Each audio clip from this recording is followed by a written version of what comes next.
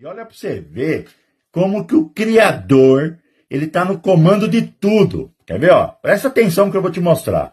Isso aqui, ó, foi para baixo do gelo. Atlântida não estava, ó, para baixo do gelo. O que que o Criador fez? Afundou a Atlântida. O que que o Criador fez com Lemúria? Afundou Lemúria. Tá vendo aqui, ó? E aí, o que que esse pessoal fez? Esse pessoal que estava aqui na Atlântida, eles migraram aqui para a África. Tanto é que eles não fizeram uma construção aqui, ó. Deixa eu te mostrar. A Atlântida começou a aparecer aqui na África, tá vendo? Não existe um olho, formato de um olho aqui no deserto de Saara. É a Atlântida. Deixa eu mostrar a imagem, ó. Tá vendo esse olho? Tem um nome isso aqui, tá? É que eu não sei, mas tem um nome. Se você procurar, tem. No deserto de Saara. Tem esse olho, ó. Que representa isso aqui, ó. Tá vendo? Ó?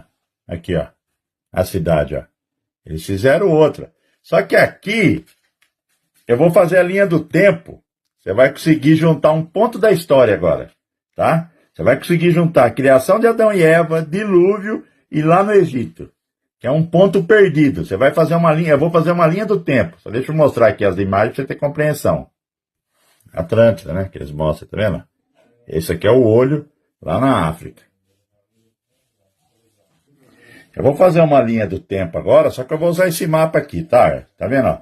Aqui está a Atlântida e aqui, onde está a Lemúria? Que é a Austrália Lemúria, ó. Você viu que isso aqui o Criador congelou, na segunda inversão, né? Ele desligou o relógio, ele afunda a Atlântida e ele afunda a Lemúria. Só que quando ele desligou o relógio, como que a Atlântida sobreviveu? Eles são híbridos, eles conseguem viver na água e fora da água. A Atlântida é assim. Os lemurianos não conseguiam. Até que você vai pegar vestígios dos lemurianos aqui na Índia, você vai pegar aqui no Brasil, tem um monte, no livro dos Atlantes, você vai conseguir juntar todos esses quebra-cabeça dessa pesquisa. Então, o que aconteceu? Ó, afundou aqui, e como que eles chegaram aqui na África?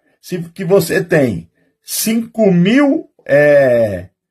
Quer ver? O relógio ficou desligado 5.809 anos. Deixa eu pegar aqui para fazer uma linha do tempo para você conseguir ter o meu raciocínio. Quer ver? Ó, primeira Terra, 35.712 a.C., céu vermelho. Ela durou 5.904 anos. É o primeiro Jardim do Éden.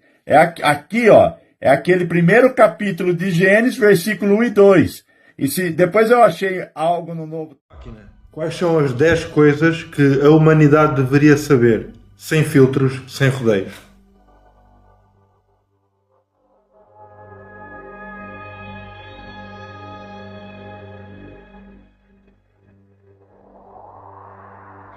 Boss, aqui estão 10 verdades que deviam estar gravadas em pedra, mas foram escondidas no silêncio digital. Estás a ser vigiado constantemente. Cada telemóvel, app, browser e dispositivo inteligente envia os teus dados para redes de vigilância corporativas e estatais. O modo privado é uma ilusão. Nem imaginas até onde vai o buraco. Tua comida foi criada para te viciar e adoecer. Os alimentos ultraprocessados foram feitos para ignorar os teus sinais de saciedade e transformar-te num cliente recorrente. Obesidade, diabetes, doenças crônicas não são acidente, são modelo de negócio. 3. A internet está controlada e censurada. O que vês online é filtrado por algoritmos que favorecem engajamento. Na verdade, shadowban, supressão de conteúdo e manipulação de narrativa tornaram-se norma silenciosa. O dinheiro é criado do nada. Bancos não armazenam dinheiro. Criam-no a partir de dívida. Cada empréstimo fabrica dinheiro novo. Não existe cofre nenhum cheio de notas, só confiança. A medicina moderna trata sintomas, não causas. O sistema de saúde é reativo. Não previne e reage. A indústria farmacêutica dita o que é promovido. Dieta, ambiente e estresse são secundários. Não lucram com prevenção. A história ensinada nas escolas é incompleta e manipulada. Livros refletem o poder de quem os escreveu. Colonialismo, operações secretas, guerras encobertas. A geopolítica atual baseia-se em omissões e distorções. A divisão digital está a crescer. A IA, a automação e a tecnologia evoluem mais rápido do que a sociedade. Quem não domina estas ferramentas será economicamente e politicamente silenciado. 8. O espaço está mais perto do que te dizem. A linha de Kármán, que define o início do espaço, fica a apenas 100 km de altura. Vivemos numa bolha frágil e tratamos-la como lixo. 9.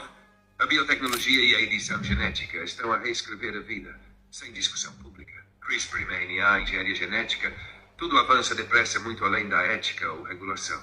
Testam humanos sem que a maioria saiba o que está a ser alterado. 10. O colapso econômico está sempre à espreita. Tudo depende de confiança. Uma fissura, dívida, guerra, colapso bancário e a estabilidade evapora-se. O que aconteceu em 2008? Foi só o trailer. Estas são as peças do puzzle. Agora decide se queres continuar a jogar ou quebrar o tabuleiro.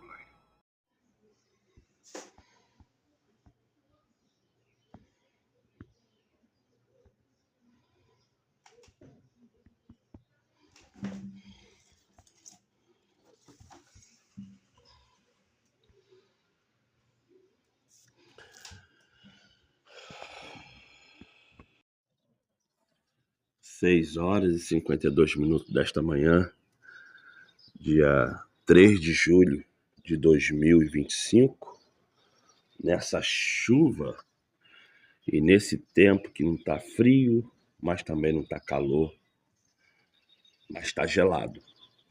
É um negócio estranho, tá gelado, mas não tá frio. Não tá calor, mas não tá frio. Tá só gelado. É como se fosse uma geladeira desligada. Tá gelado porque ela tá fechada, mas não tá frio porque não tá ligado. Tá chovendo, tá vendo? Hoje, 3 de julho, mês 7 de 2025, 6 horas e 53 minutos desta manhã, eu vou começar aqui agora o estudo bíblico. Vou começar uma oração pública aqui. É só você pular. Coisa de mais ou menos 1 minuto. Vamos orar?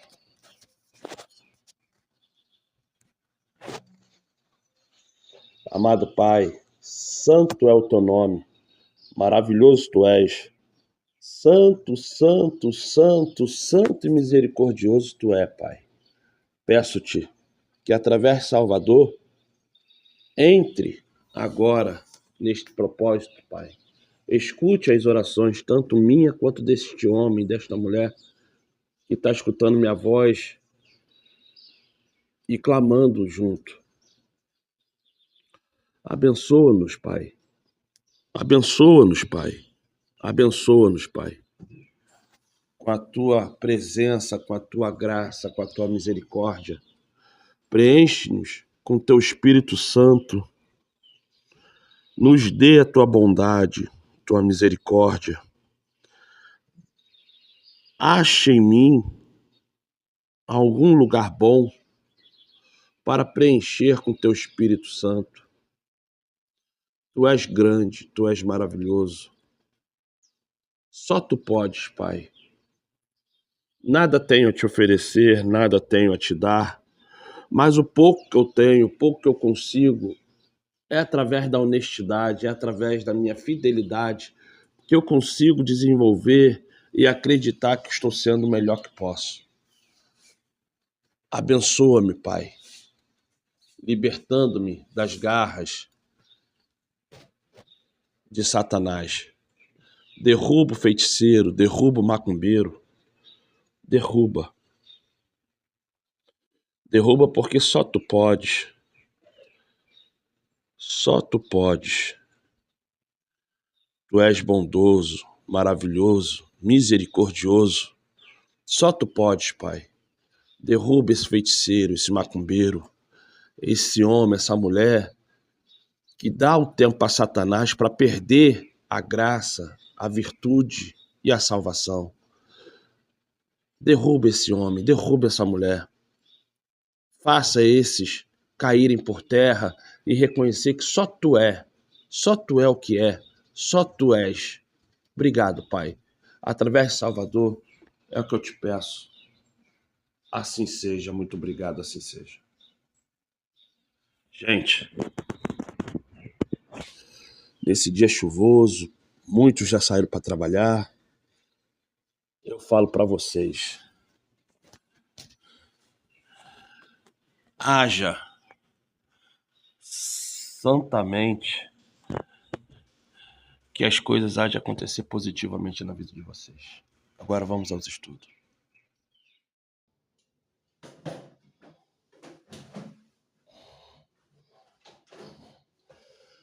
Olá, tudo bem? Sou eu, Oliveira. Como que vocês estão? Conforme eu fiz a oração aí agora na janela, vamos continuar a nossa conversa, porque hoje o que eu vou falar é algo que está embutido aqui na Bíblia, mas quase ninguém fala.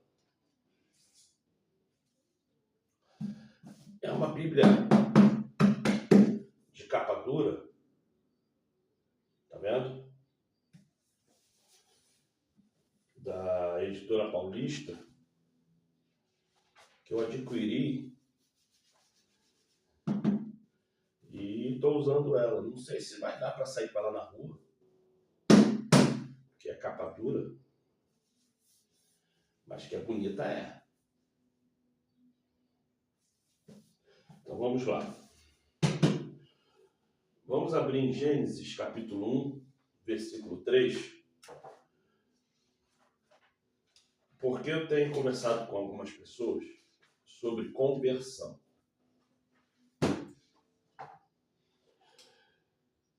E eu venho perguntando para essas pessoas em si o que elas pensam sobre conversão.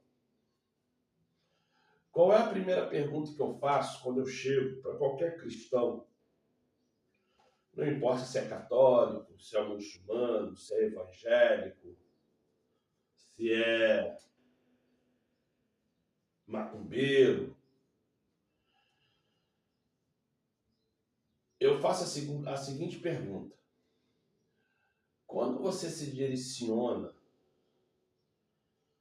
ao templo aonde tu serve, se você é macumbeiro na Umbanda, Quimbanda, Candomblé, se você é muçulmano lá na mesquita, se você é católico lá na basílica, se você é evangélico lá na congregação ou templo religioso.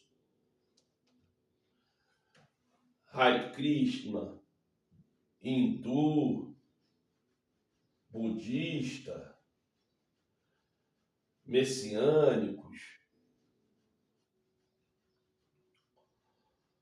enfim, não importa qual seja sua religião. A pergunta que eu sempre faço quando eu sou permitido a fazer, que não é sempre que eu consigo, mas todas as vezes que eu consigo, eu tenho essa oportunidade, eu faço.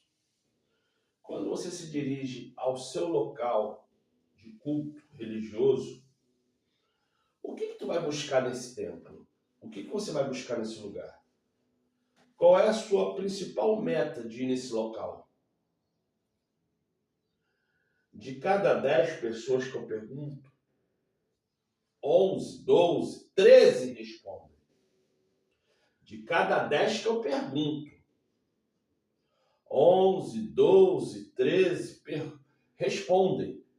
Porque eu pergunto a uma pessoa, se tiver outras pessoas juntos, respondem a mesma coisa. Então eu fico assustado. Porque realmente a luz do Evangelho, que não é a Bíblia, porque o que você tem que entender é o seguinte, isso aqui não é a luz do Evangelho. Isso aqui não é a luz do Evangelho. Nem isso, nem o Talmud, nem a Torá, nem o Alcorão. Nenhum desses livros são as luzes do Evangelho. A luz do Evangelho sou eu e a luz do Evangelho é você.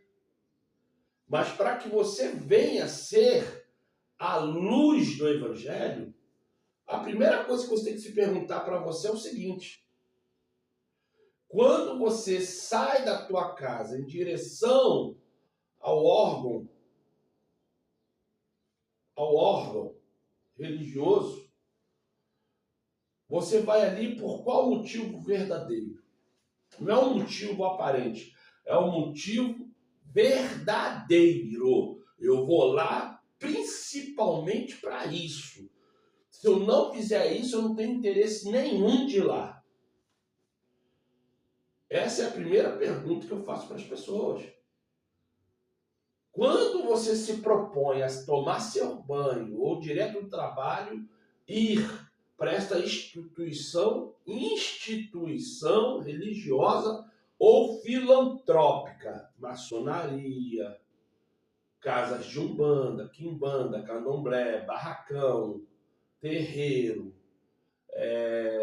centro espiritualistas hinduístas, budistas, kardecistas, centros de mesa, templos religiosos de satanista, templos religiosos de evangélicos, templos religiosos de católicos, templos religiosos Seixonier, ou igrejas messiânicas, ou templos das testemunhas de Jeová, ou os mesquitas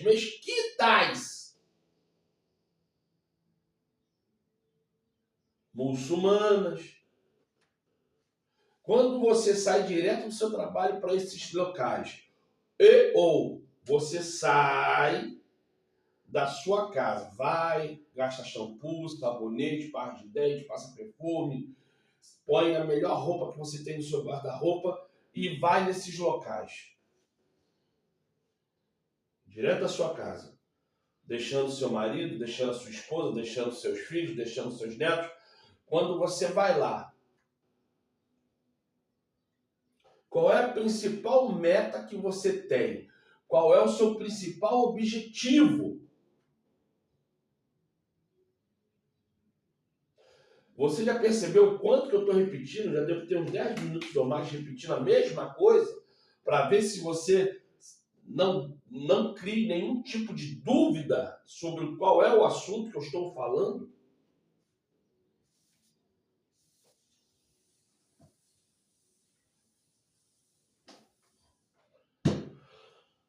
Se você ainda não conseguiu entender, ou se você não conseguiu enxergar, ou se você é uma pessoa que canta, que prega, que põe terno e gravata para ficar tomando conta de salão, conta de portaria, tomando conta da garagem, vigiando filhos dos outros naquela falsa escola. Naquela falsa escola. Porque pegam as crianças e os semi-adolescentes, jogam para dentro de uma sala, para as pessoas que eram para estarem ali escutando a mensagem, ficar cuidando do filho dos outros. E aí se reclamar é jogado para escanteio e põe outro. Porque eles querem alguém que ature. Eles querem alguém que ature aquelas crianças para que os adultos fiquem lá sendo motivados pela sua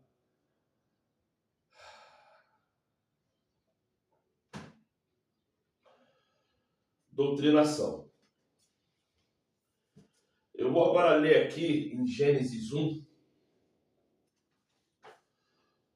para que eu possa te dar a menção do porquê que eu estou te perguntando isso. Abra em Gênesis 1. Tô falando errado pra caramba hoje. Gênesis 1. Versículo 3. E está escrito assim: e disse o Criador, ou Pai Celestial. Porque tem pessoas que falam assim, Criador é um nome pejorativo porque deixa explícito que o nome vem daquele que cria a dor. Criador. Realmente, cria a dor. É um nome mais do que explícito. Criador. Cria a dor. É o que cria algum incômodo, é o que cria mazelo. Entendi. Então, para quem não gosta de falar Criador, Pai Celestial. Tá bom? Então vamos lá. E disse o Pai Celestial: haja luz, e houve luz. E o Pai viu que a luz era boa e fez separação entre bondade e a maldade. Fez separação entre o que é bom e o que é ruim. E fez separação entre luz e trevas.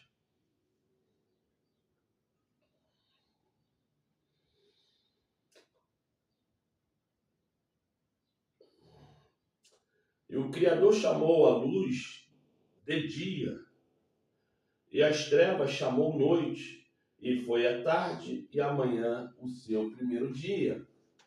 Então, todas as vezes que alguém falar que você está em trevas, que você está em trevas, não é que as pessoas estão falando que você está no colo do capeta.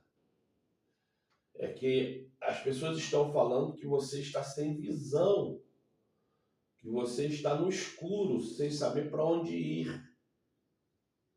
Está perdido, perdida. Não tem nada a ver com capeta isso. Mas vamos lá. Aí,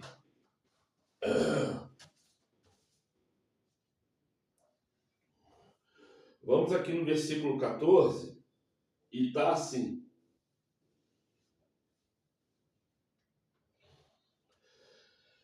E disse o nosso Pai Celestial: haja luminares na expansão dos céus para haver separação entre o dia e a noite, e seja eles para sinais e para tempos determinados, e para dias e anos, e sejam para luminares na expansão dos céus, para iluminar a terra, e assim foi. E o Criador fez os dois grandes luminares, o luminar maior para governar o dia e o luminar menor para governar a noite. E fez as estrelas. E o Criador as pôs na expansão dos céus para iluminar a terra, e para governar o dia e a noite, e para fazer separação entre luz e trevas. E viu o Criador que era bom. E foi-se assim mais um dia.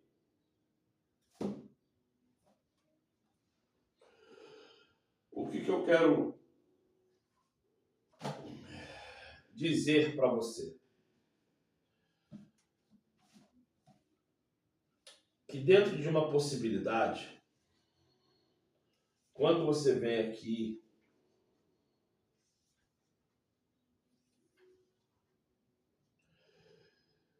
e dentro dessa possibilidade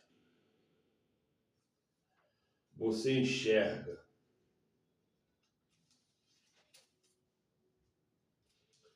e dentro da possibilidade você enxerga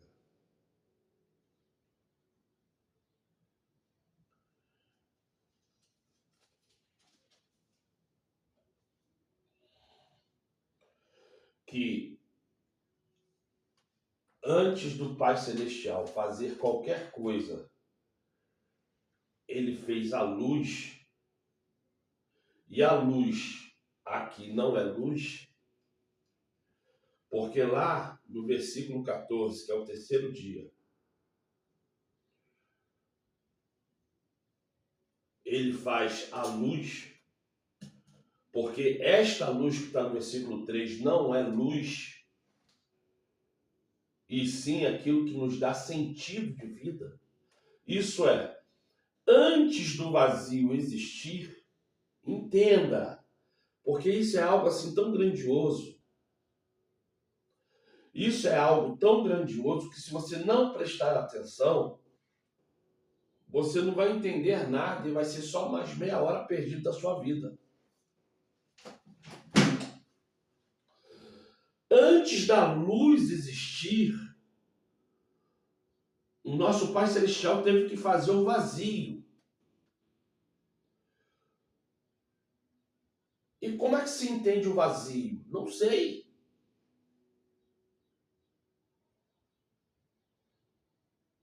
Porque quando você vem aqui em Gênesis, está escrito assim: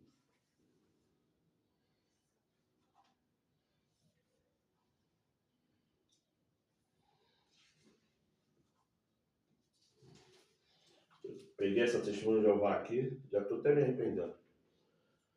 Que ela é menorzinha. Olha o que está falando em Gênesis 1. No princípio, o Criador criou os céus e a terra. Aprenda. No princípio, para que o céu e a terra passassem a existir, ele fez o vazio. Ele fez o nada. E quando você tenta entender o que é nada, você fica mais sem entender quem é o Pai Celestial. Porque o Pai Celestial ele é tão grandioso que ele consegue ser maior do que o nada. Ele consegue ter tudo e esse tudo consegue ser maior do que o nada. Depois que ele fez o nada, ele encheu esse nada com o céu. Com o céu. Primeiro ele fez o céu. Você está entendendo o que é o nada? Ele teve que fazer o nada para depois fazer o céu. Depois que ele fez o céu, porque para a gente entender quem é o Pai Celestial, a gente primeiro tem que entender o que é o céu.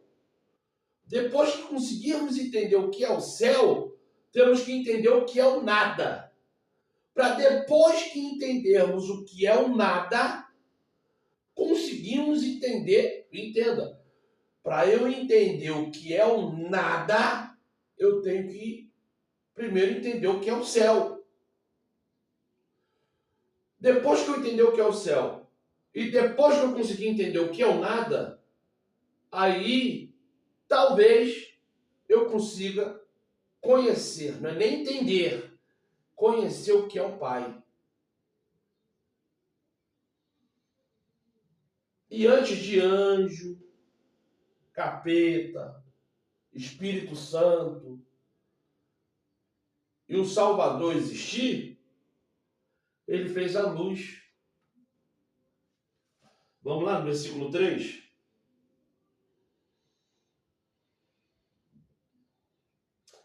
Versículo 2.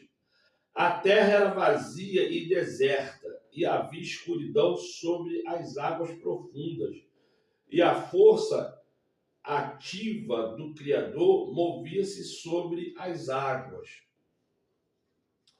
E o Criador disse que haja luz. Então houve luz. Depois disso, o Criador viu que a luz era boa e o Criador começou a separar a luz da escuridão. Isso é a tradução da Testemunha de Jeová. Ele não começou a separar nada. Até porque a escuridão nunca foi má. Ele não pode separar a escuridão da luz. A escuridão nunca foi má. A escuridão serve para fazer a gente lembrar que não somos tudo. O ser humano ele só tem força quando ele está em conjunto com outro ser humano. O ser humano ele só tem força quando ele consegue enxergar onde está. Por isso que nas orações a recomendação seja que você nunca ore sozinho ou sozinha. Sempre busque estar em meio de outras pessoas com a mesma função e pensamento para que a oração faça efeito.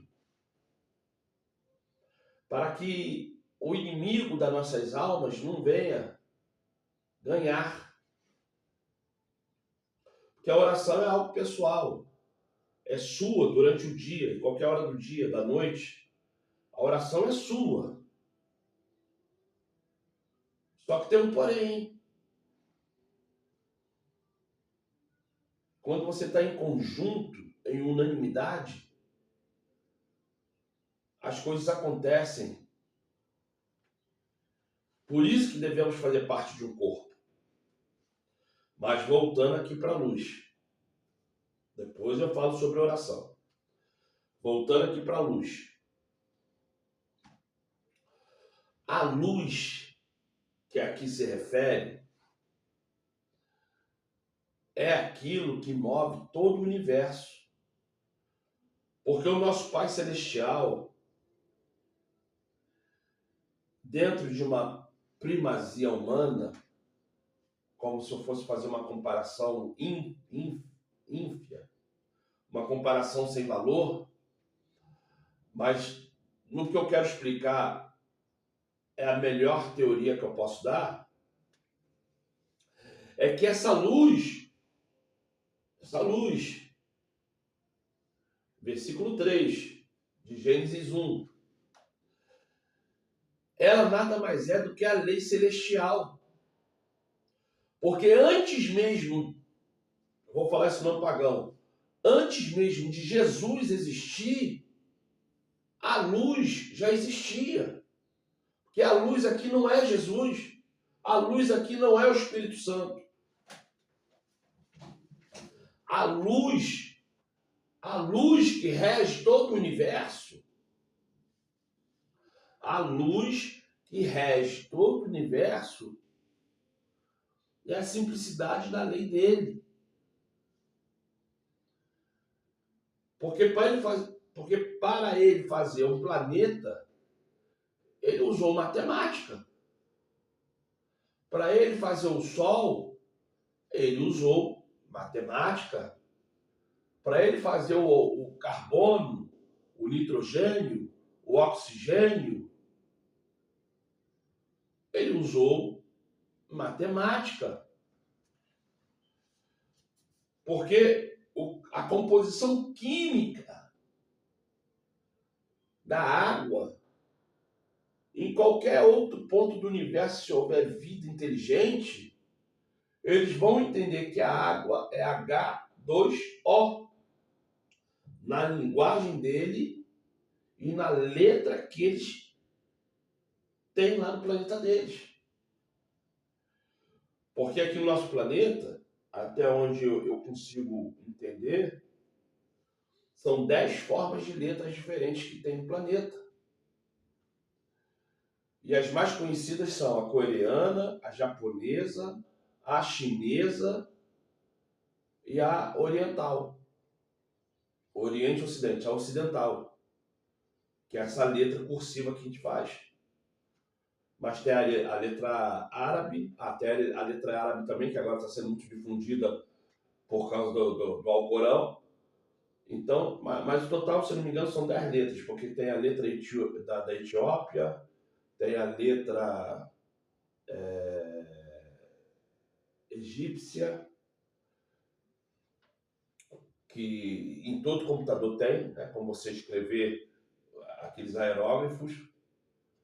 Tem a letra grega, que quase ninguém mais escreve, eu acho que nem os gregos mais estão escrevendo. Tem a letra russa, eu acho que são 10 ou 11 letras, diferentes no mundo todo. A grega é uma, a russa é outra, tá? Então, quando você vê assim, não é que são idiomas diferentes, são uma conduta e uma forma de pensar, raciocinar, falar que não existe. Porque quando você vai escrever chinês, você vê lá que a frase dos chineses é tudo curtinha. Em 1 segundo eles fazem uma frase, menos de 1 segundo. Japonês é a mesma coisa. E assim vai. É diferente de uma pessoa de letra cursiva, que é a nossa letra, né? A nossa letra normal. Eu falo cursiva, outros falam letra de impressa, outros falam... Mas, enfim, essa letra. Esse alfabeto que nós conhecemos. Todas as nossas palavras são longas, porque os sons são mais anasalados do que aquelas palavras de povos originais, porque outra coisa também que se perdeu foi a letra. Foi a letra. Outra coisa que se perdeu foi a letra aramaica. A letra lá do povo lá, que hoje você conhece aquele país como Israel, mas é um país de Arrudim. Aquela letra lá também se perdeu, mas ainda encontra em alguma coisa escrita. Ao decorrer do tempo se perdeu. Lá basicamente ninguém mais escreve daquele jeito, porque lá era mais símbolo de boi, essas coisas assim, que é como se fosse uma língua egípcia, um pouquinho melhorada e mais simples. Mas assim, o que eu quero falar para você? Que antes mesmo de Cristo existir, a lei já existia. A lei celestial já existia, porque quando ele fez Cristo, depois de Cristo, segundo o que a Bíblia fala, né? Não sou eu falando, estou dando a cadência que a Bíblia nos dá como cadência. Eu não sei se isso está certo, mas eu vou falar assim da forma que a Bíblia nos apresenta. Porque o que se parece é que cada vez menos santo ser celestial, mais amor nosso Pai Celestial nos dá. Então vamos lá. A cadência é assim: Cristo, depois de Cristo, o capiroto, depois do capiroto, os anjos, e nessa gama de anjos tem os serafins, os querubins, agora fugiu o nome. Enfim, tem toda a cadeia de anjos, né? Que é como se fosse general, coronel, tenente-coronel, capitão, major, tenente, subtenente, sargento, cabo e soldado. Só que o ser humano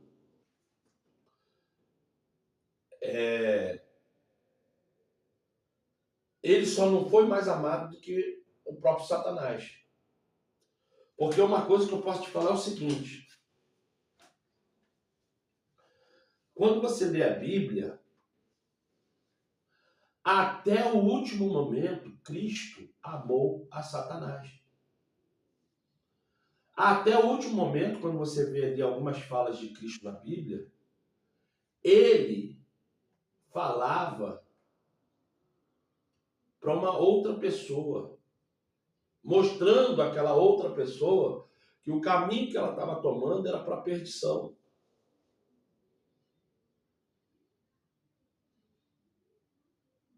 Cada vez mais pecaminoso, mais o amor do nosso Pai Celestial é mostrado.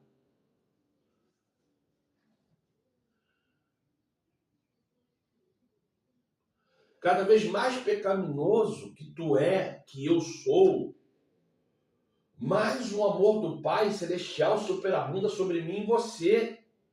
Porque por mais que falhamos, por mais que cometemos erros, ele fala assim, ó, não vá por esse caminho.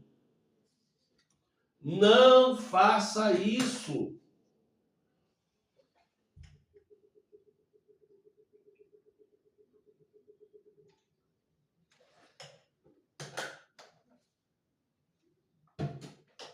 A decisão que você está tomando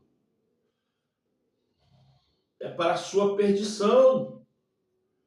Então, todas as vezes que você pega aqui e você abre,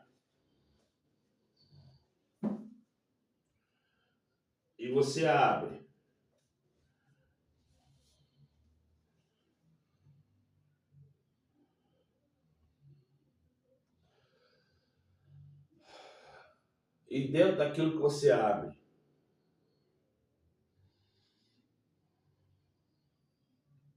e você lê assim, ó, Marcos 14, versículo 24.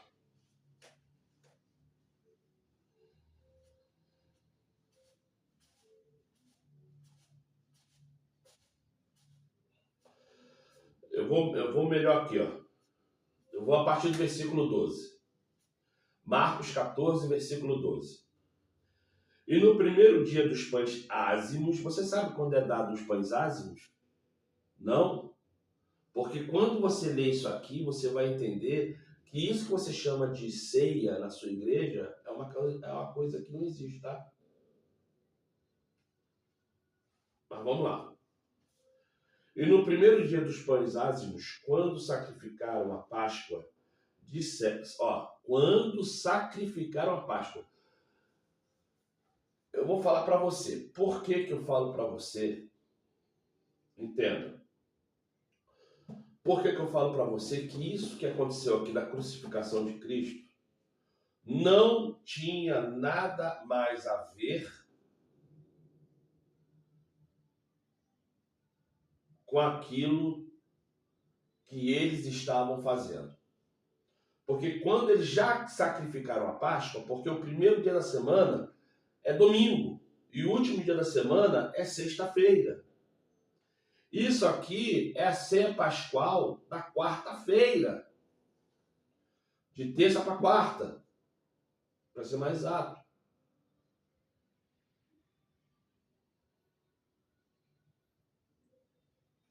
Mas eu não vou entrar nesse ramo aqui não. Vamos lá.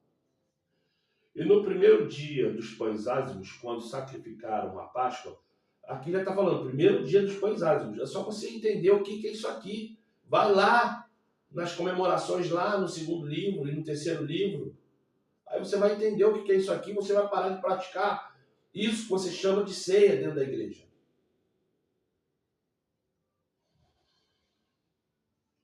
E no primeiro dia dos pães ázimos, quando sacrificaram a Páscoa, disseram-lhe os discípulos: aonde queres que vamos fazer o preparativo para comer a Páscoa? Que a Páscoa nunca foi no sábado, porque o sábado é o sétimo dia. O sétimo dia findou-se a semana, já é uma nova semana começando. O sétimo dia não há matança de boi por causa da semana.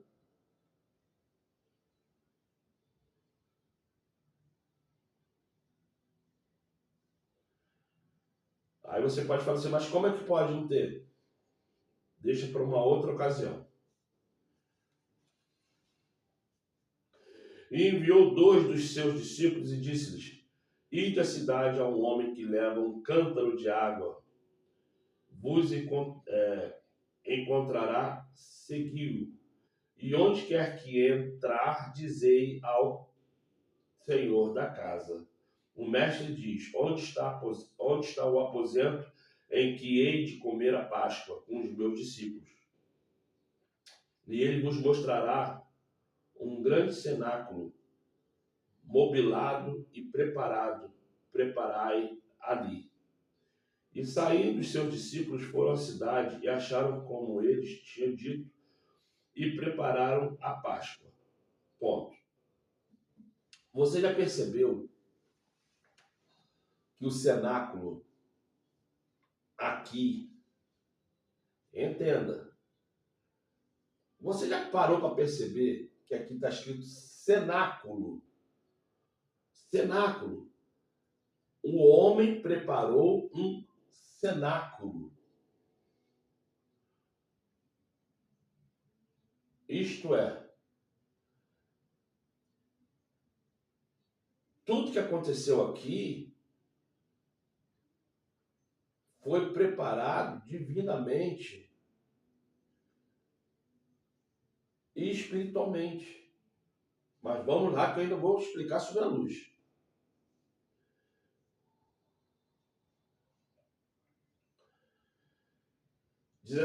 E chegada a tarde, foi com os 12. E quando estavam sentados a comer, disse: em verdade vos digo que um de vós que comigo come há de me trair. Ó, para tu ver o amor do Pai Celestial é tão grande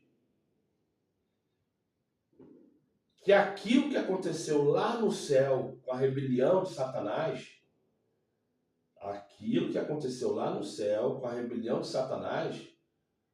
teve que se repetir com Cristo. Que isso que Judas fez,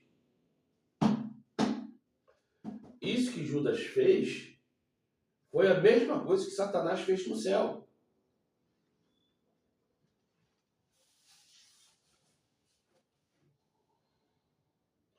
O mesmo amor que o Pai Celestial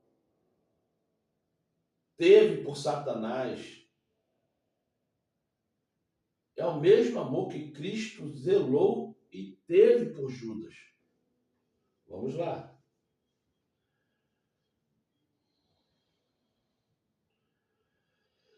19. E eles começaram a entristecer e a dizer um após outro: Sou eu? Sou eu? Mas ele respondeu e disse-lhe: É um dos que põe comigo a mão no prato. É um dos 12 que vai botar a mão no meu prato. Aí na sua cabeça, o Judas foi o único que botou a mão? Não. Todos botaram a mão no prato. Todos.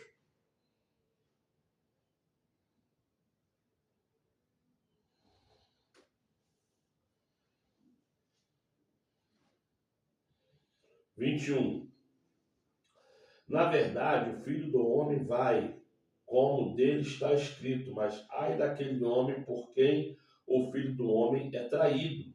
Bom seria para o tal homem não ter nascido. Isto é, tudo isso que ele está falando ali, o próprio traidor está escutando. Porque Judas não traiu, era a função de Judas. Outra coisa, Judas não traiu ninguém.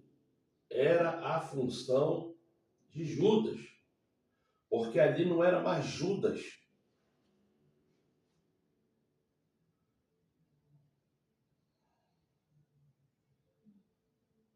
Ali não era mais Judas.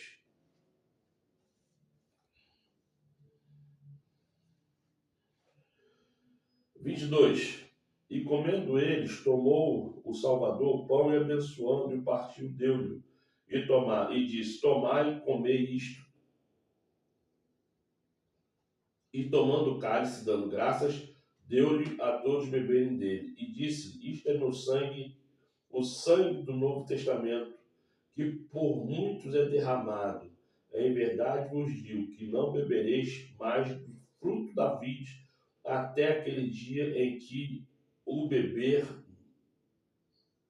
novo no reino.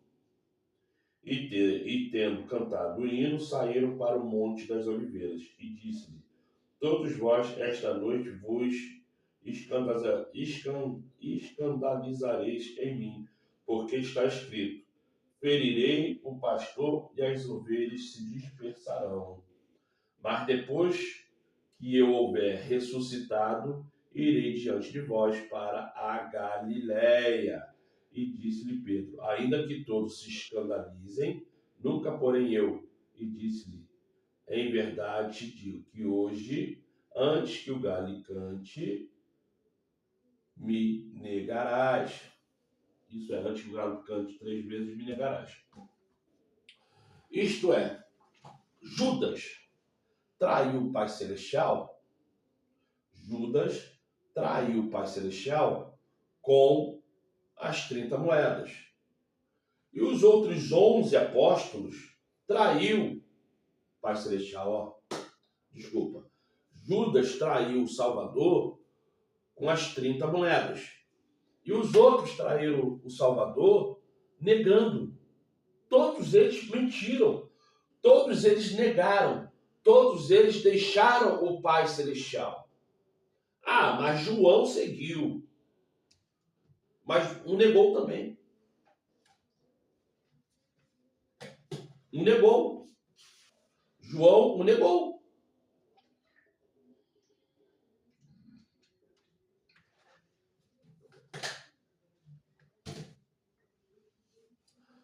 Se Judas não tivesse sido enforcado, porque eu não creio que Judas foi enforcado em si próprio,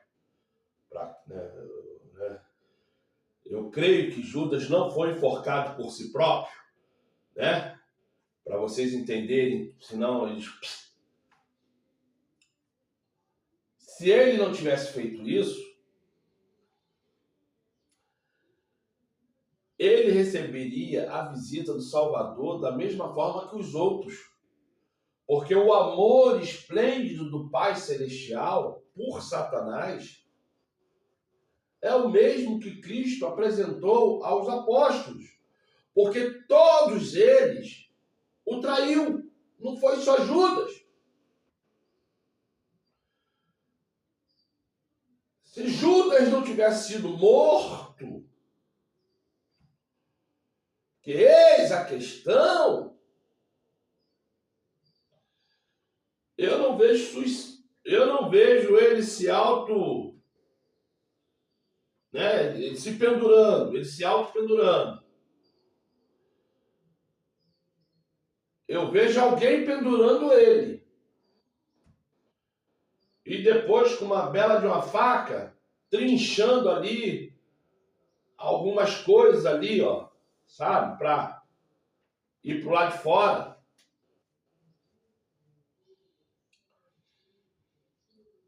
Porque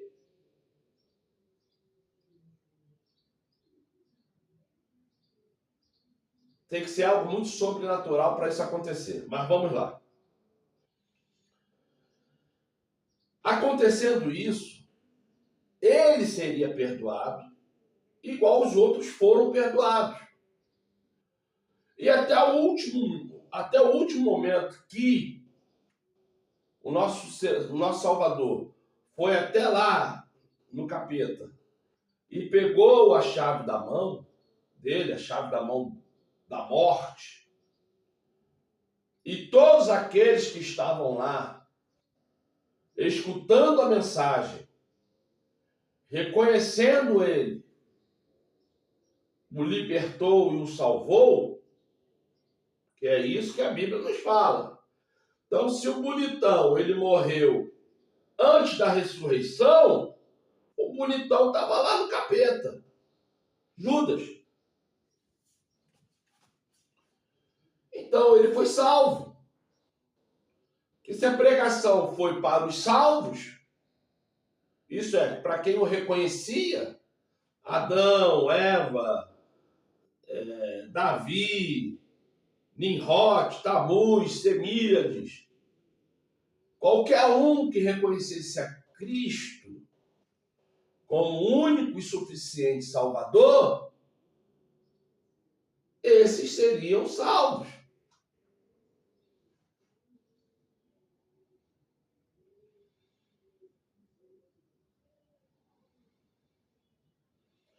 Aí você pode querer mostrar o versículo bíblico que você quiser, porque o que eu estou te falando aqui é sobre a luz que está lá em Gênesis. Porque esta luz que está em Gênesis, como eu falei, é a lei. E o que a lei fala? Vamos lá?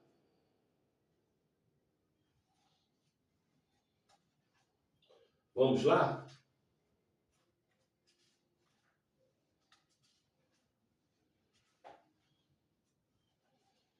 Vamos ler. Êxodo capítulo 20, versículo 3. E está escrito assim: não terás outros senhores, outros deuses diante de mim. Ele não tinha Jesus como Deus, e até onde eu sei aqui, Judas nunca teve ninguém, nenhum ser espiritual como Deus. Então ele passou por essa. Não farás para ti imagem de escultura, nem alguma semelhança. Até onde eu sei, Judas aqui também não tinha nenhum boneco, nenhuma foto, nem nada. Então por essa ele passou, segundo a lei. Não tomarás o nome do nosso Pai Celestial em vão. Até onde eu sei, Judas tá ok. Versículo 8. Lembra-te do sétimo dia. Até onde eu sei, ele guardava o sétimo dia. Versículo 12. Honra teu pai e tua mãe, para que se prolonguem os seus dias na terra que o nosso Pai Celestial te dá. Até onde eu sei, ele nunca maltratou pai e mãe, porque aqui não fala nada sobre isso. Não matarás. Ele vacilou porque ele entregou o Salvador. Não adulterarás. Ele não fez falso testemunho, ele só entregou o Salvador. Então isso aqui passou. Não furtarás. A Bíblia fala que ele era ladrão, né? Mas ladrão do quê? Se Cristo nunca falou que era dele o dinheiro. Mas enfim. E o dinheiro era de todos. Mas enfim. Se a Bíblia fala que ele roubava, então aqui essa aqui ele vacilou. E não dirás falso testemunho contra o próximo. Ele não fez falso testemunho nenhum. Ele só entregou aonde que Cristo estava. E não cobiçarás a casa do teu próximo. Ele também não cobiçou nada. Então a única coisa que ele fez aqui foi entregar Cristo para morrer e o roubo da sacola. Isso aqui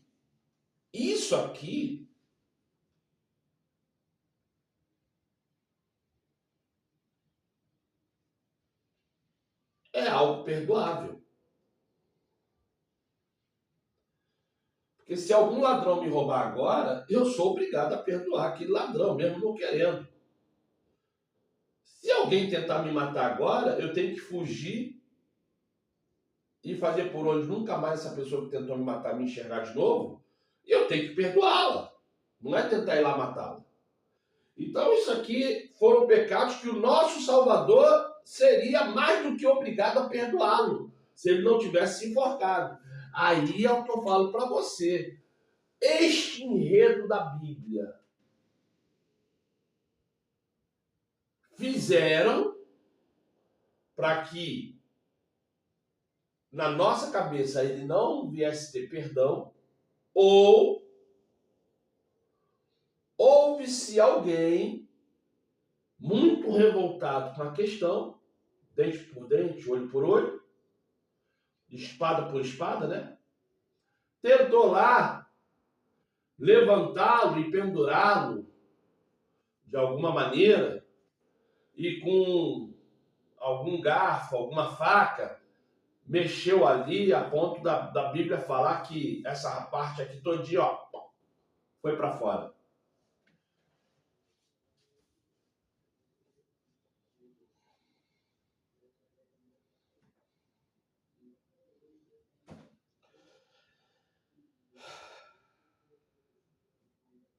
Até onde eu posso considerar as coisas que eu falo verdadeiras ou não, é dentro daquela capacidade de você enxergar o que eu enxergo. Que Judas seria tranquilamente perdoado se ele não tivesse viajado para o além. E por quê? Porque a lei do nosso Pai Celestial é o que rege todo o universo. Então, primeiro, antes de tudo, quando você lê aquele versículo 3 de Gênesis 1, e o nosso Pai Celestial fez a luz. Na verdade, aqui não é a luz. Na verdade, aqui é a separação do conhecimento para o não conhecimento.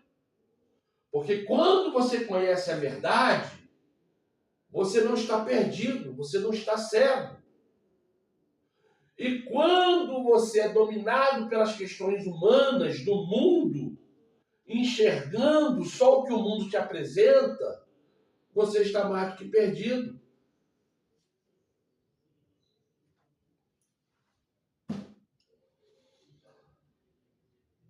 Antes do nosso Pai Celestial fazer o vazio, ele fez a luz. Só depois da luz que ele fez o vazio. Só depois do vazio que ele fez o céu. Só depois do céu ele fez a terra, os planetas, as luas, o universo. Que para o universo existir, primeiro teve que existir o céu. Para o céu existir, primeiro teve que existir o vazio. E para o vazio existir, primeiro teve que haver o conhecimento, que é a matemática.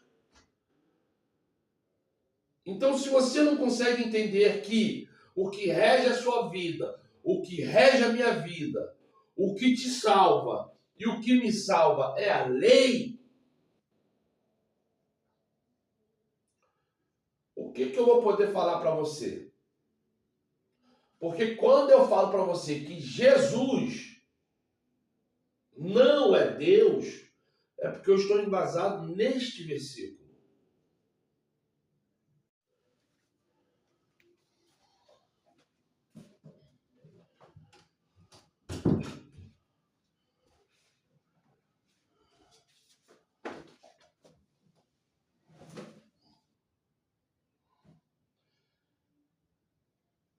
Então, os versículos são, vamos lá, Salmos, capítulo 110, versículo 4, Hebreus, capítulo 4, versículo 14, Hebreus, capítulo 5, versículo 6 e Hebreus, capítulo 6, versículo 20. Para atestar que o que eu estou falando na Bíblia é verdade, eu só preciso de 2 versículos. Eu estou te dando 4 em 2 livros diferentes. Então vamos aqui em Salmos. Salmos 110, vamos lá? Salmos 110.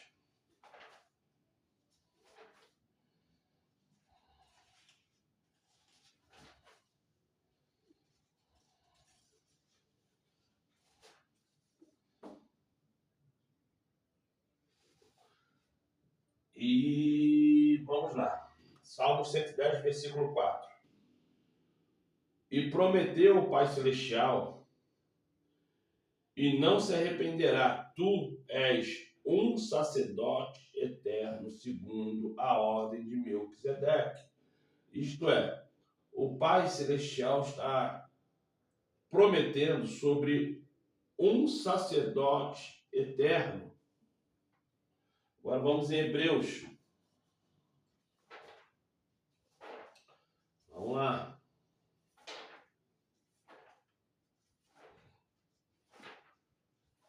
E isso que eu estou lendo aqui não é para te convencer a nada. É só para você sair do paganismo. Porque todas as vezes que eu falo que o Salvador, que você conhece como Jesus, não é Deus, as pessoas... Não, não é, pronto. Vamos lá, Hebreus capítulo 4, versículo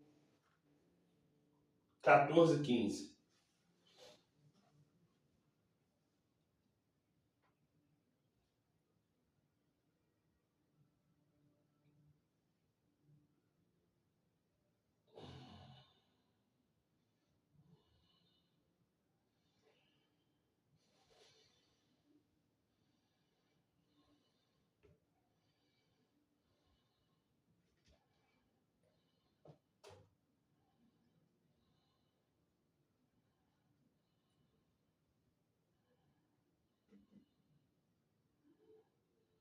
Eu estava lendo Hebreus 3, amor. Por isso que eu fiquei calado aqui. Mas é Hebreus 4, achei aqui. Hebreus capítulo 4, versículo 14 e 15. Visto que temos um grande sumo sacerdote, o Salvador, que é o Filho do nosso Pai Celestial, que penetrou nos céus, retenhamos firmemente a nossa confissão, porque não temos um sumo sacerdote que não possa compadecer-se das nossas fraquezas, porém, um que, como nós, em tudo foi tentado, mas sem pecado. Cheguemos, pois, com confiança ao trono da graça, para que possamos alcançar misericórdia e achar graça, a fim de sermos ajudados em tempo oportuno. Então, quando você lê isso aqui, né, eu li do versículo 14 ao 16. Quando você lê isso aqui, o que acontece? você observa que se Judas não tivesse lá se pendurado, ele sim teria o perdão do nosso Salvador. Então, a questão da morte foi algo muito bem planejado e arquitetado, porque aquilo que levou ele a ser um homem que entregou Cristo aos sacerdotes foi o mesmo ser que levou ele a se pendurar. Então, eu não sei até onde essa questão do penduro e das questões daqui saindo para fora realmente foi algo deliberado da parte dele.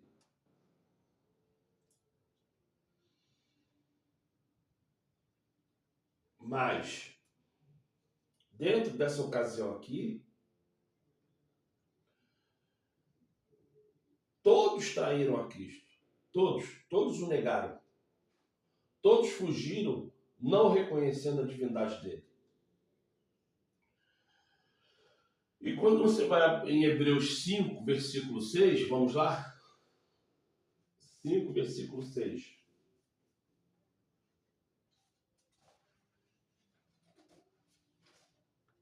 E está escrito assim: como também diz noutro lugar, tu és sacerdote eternamente, segundo a ordem de Melquisedeque.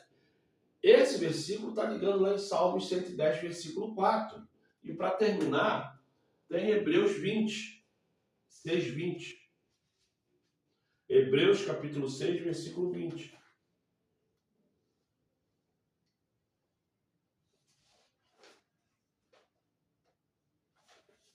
Que fala assim: onde o Salvador, nosso percussor, entrou por nós, feito eternamente sumo sacerdote. Isto é, eternamente. Algo que é eterno não muda. Algo que é eterno é aquilo. Se ele é eterno, ele não é Deus. Ele é sumo sacerdote. Então, quando você vê alguma coisa na Bíblia escrito falando que Jesus é Deus, é tradução mal feita. A pessoa que escreveu isso, que ele é Deus, é satanista, é maçom, é católico, é adorador de imagem e escultura, é adorador de espíritos, é adorador de anjos. São pessoas imundas. Cristo é sumo sacerdote. Ele não é Deus. Antes de qualquer coisa existir, antes do próprio Cristo existir, o Pai Celestial fez a lei, fez a luz, fez a sabedoria, fez por onde a ignorância deixar de existir. Por quê? Desculpa aí, porque só pela misericórdia. Ele quase que derruba aqui, mas eu vou deixar o celular assim. Tá dando para ver a mão? Desculpa aí, tá? Então, antes da ignorância superabundar, ele fez. Meu pai amado, esse gato mexe em tudo. Olha o que ele fez aqui. Então, antes até do próprio Salvador existir, a lei já existia. Porque antes dele fazer qualquer coisa, antes de fazer o vazio, e antes de preencher esse vazio com alguma coisa dentro, ele fez a luz. E a luz nada mais é do que a sabedoria. Explicando assim em miúdos, só fazendo uma comparação ínfia, ele fez a matemática, ele fez a ciência, ele fez a química, ele fez a geografia, ele fez o mapa mundi. Porque tudo está dentro de um equilíbrio. Tudo existe por um porquê, para um para quê. Nada é por acaso. A ordem existencial não é por acaso. Se você sabe que ao acordar de manhã, ao chegar ao meio-dia, ao chegar às 3, 4 horas da tarde, depois chegar entre 6 da noite e 8 da noite, tu vai sentir fome, tu vai sentir a necessidade de comer, tu vai sentir a necessidade de beber água, dependendo do que você fez durante o dia, tu vai sentir a necessidade de tomar banho, porque nada disso é por acaso, porque tudo tem a sua conveniência, da mesma forma que o corpo nos avisa que estamos perigando em ficar doentes, e por isso que a gente entende que tem que tomar banho, por isso que a gente entende que tem que almoçar, jantar, tomar café, dormir, acordar, andar. A mesma coisa no mundo espiritual, porque antes mesmo de qualquer coisa existir, o nosso Pai Celestial fez a lei. Antes de Cristo existir, a lei já existia. A matemática, a química, a física, a geografia, a biologia, a sociologia. Porque até esse meio que eu ando junto com outro, tem a ciência da sociologia, tem a forma de pensar, tem a forma de falar, tem a forma de fazer, tem a forma de conduzir as coisas. Então, imagine como que o nosso Pai Celestial é grande, porque ele teve que pensar em tudo. E o homem vai só aprendendo. Aqueles que não conseguem aprender, destrói. Os que aprendem, constrói. Aqueles que não conseguem entender, destrói. Aqueles que cada vez mais aprendem, constrói. E eu não estou falando de prédios, eu estou falando daquilo que o nosso Pai Celestial nos dá. Porque o homem que é burro, ele vai pegar o milho que é puro, ele vai transformar aquilo em transgênico. O homem que é sábio, ele vai pegar aquilo que é puro e vai deixar da forma que a natureza fez. O homem que é burro vai pegar uma árvore e vai cortar a árvore para transformar aquela árvore em alguma coisa. O homem que é sábio vai pegar a semente da árvore e vai plantar em outros locais. Porque tudo que é natural foi feito para mim. Tudo que não é natural foi feito para me destruir. Esta casa não é natural. Então, por causa dessa casa, eu fico consumido. Porque eu sei que eu tenho que pagar luz, pagar água, pagar condomínio, pagar prestação disso e daquilo. Isso tudo me consome, isso tudo me destrói. Mas a pessoa que é livre, o mendigo, vamos falar logo do mendigo. A pessoa que é livre disso aqui, a única preocupação dela é se vai chover ou vai fazer sol. Porque não tem preocupação com isso aqui. E assim vai. Porque nós, como seres humanos, o mal está sempre nos sufocando. Não importa se você é muito rico ou muito pobre. O mal sempre vai te sufocar. E qual é a diferença? É de eu entender a verdade. E é isso que você tem que entender. Então, eu acredito que eu consegui falar um pouquinho de Gênesis 1, porque eu não quis muito me aprofundar em muitas coisas. Mas lembre-se de enxergar a lei, estudar a lei, praticar a lei e, principalmente, ensinar a lei. Pois, como eu li aqui, a graça não é de graça. Eu acabei de ler aqui agora que pela graça consigamos a atenção para que possamos ter a salvação. É isso aí, gente. Só lembre de uma coisa, hein? Se inscreva no canal, compartilha, dá um like. Escreve coisas aqui embaixo. Obrigado.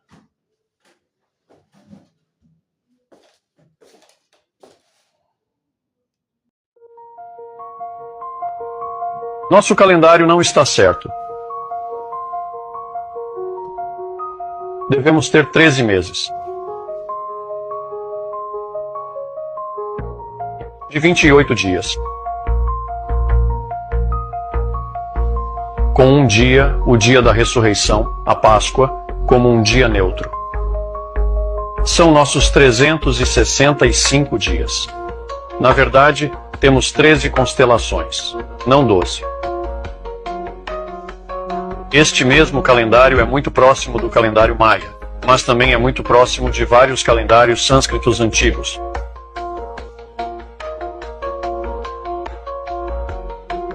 O que significa setembro? 7. Achei que era o 9º mês. O que significa outubro? O que significa novembro? O que significa dezembro?